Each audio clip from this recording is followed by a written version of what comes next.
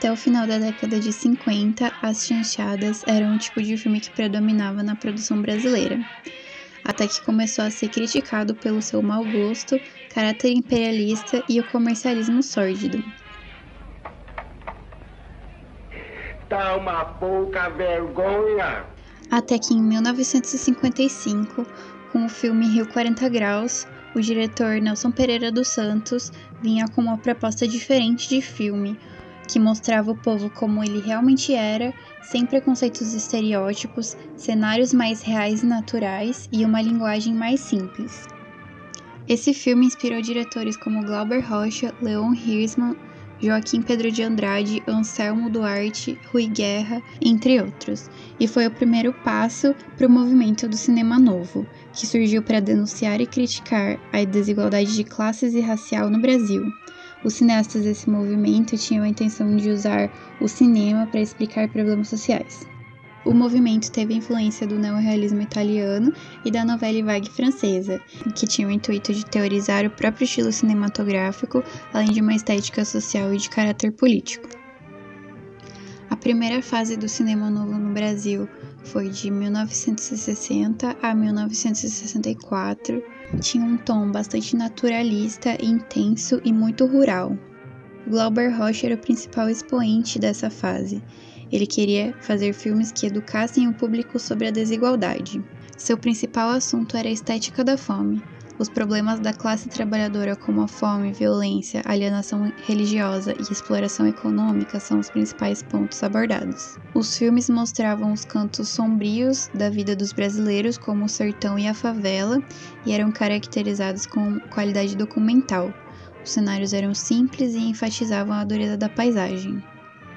Algumas das principais obras dessa fase eram Deus e o Diabo na Terra do Sol, Vidas Secas, Barra Vento, Os Fuzis, 5 vezes Favela. A composição visual apresentada pela mise-en-scène desses filmes é característica importante para estabelecer seu discurso em tela. Os cineastas do cinema novo queriam mostrar a paisagem real do sertão e da favela, a seca e a miséria que existem nesses lugares. Portanto, os cenários dos filmes são simples e naturais. A maquiagem é praticamente inexistente, pois a ideia desse tipo de filme era mostrar a realidade da vida do trabalhador brasileiro. O que mais pode ser observado é o sangue nas recorrentes cenas de violência.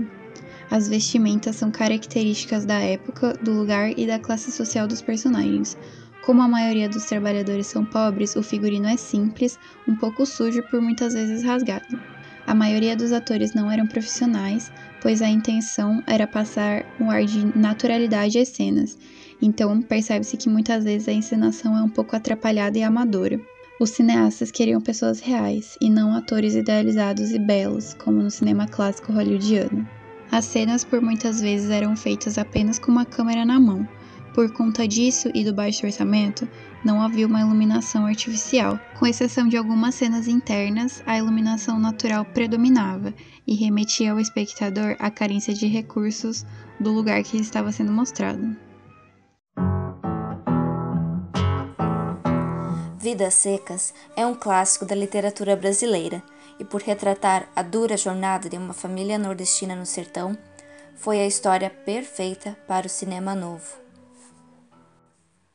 A família encara o sol escaldante e o céu limpo, sem nenhum indício de chuva. Em seus rostos, a exaustão e a desesperança tomam conta, pois a seca os faz passar fome.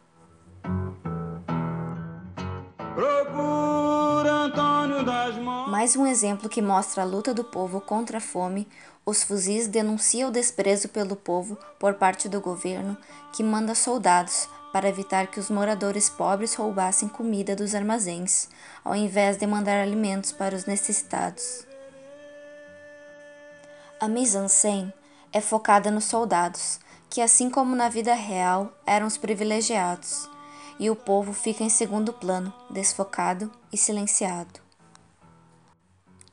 A cena final mostra o desespero do povo por alimento. Após os soldados irem embora, os cidadãos finalmente se rebelam, matam o boi santo e o esquartejam, cada um pegando um pedaço para si.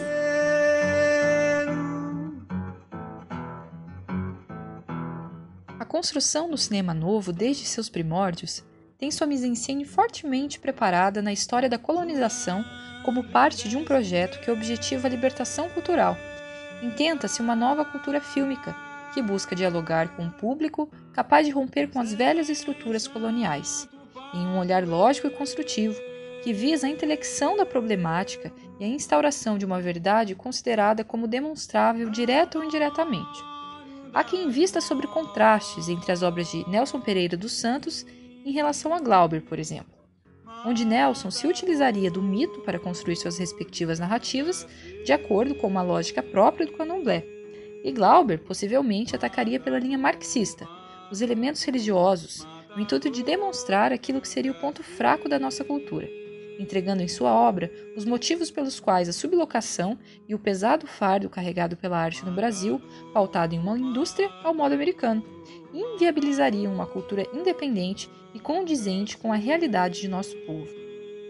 A despeito dos posicionamentos das personagens críticas, tensionados por este embate entre misticismo e materialismo histórico, narrado, por exemplo, em Barravento, o primeiro filme de Glauber, a primeira imagem no filme versa sobre céu e mar, seguida por instrumentos musicais e elementos sonoros da raiz africana, ligados a cultos religiosos míticos. Pronto, o campo até aqui demonstrado será palco de toda a história.